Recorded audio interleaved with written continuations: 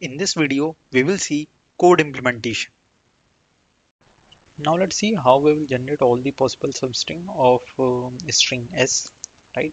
So as I have mentioned, what I will do, I will create one function that will be suppose sub, and here I will pass one str and one s, and one will be my index.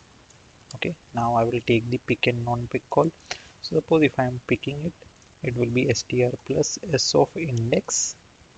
Okay, then s, then index plus 1.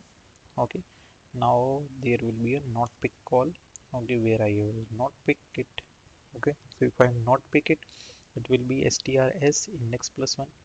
So I am done with the pick and not pick call. Okay, now what I will do, I will simply say if my index is equals to s dot length, right, simply print it. So what I will do, I will create, let's suppose here after this, inside this function or inside this one, I will create one array. Okay, and basically what I will do, I will push all my these strings into this array. So what I will do, I will say dot push str, and then I will simply return. Okay, now if I want to call this function, how I will call this function, I'll simply say sub. Okay, and let's suppose before that, let's create an str equals to an empty string. Okay, and if I have created it, I will call this function sub with str with s, and the index will be 0.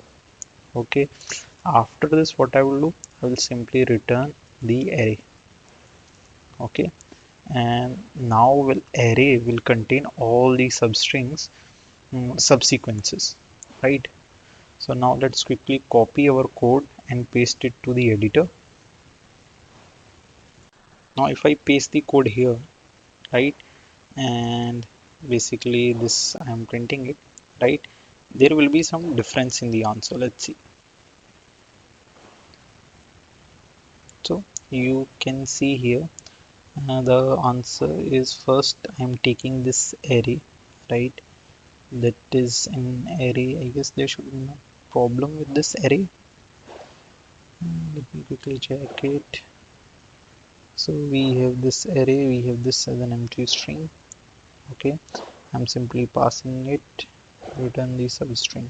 Okay, this is my function call. Okay, that is outside of it, so let me quickly put inside. Okay, and now let's see. Okay, now you can see here is a difference.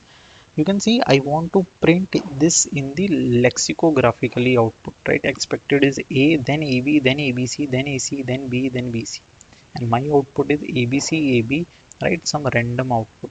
So what I will do, before, after this function call, when I have stored all my answer in my array, what I will do, I will simply sort it. Okay, so if I sort it, right, all will be sort according to lexicographically, and then I will compile and run. So yes, now you can see the output is equal, and I will hit the submit button. Yes, it got passed.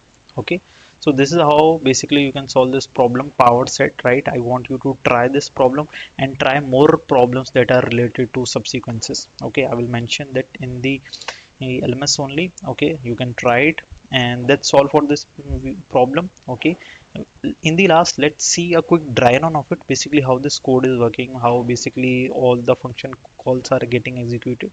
So we can check this one, and from this side, code implementation, this is done. Okay, see you in the next video.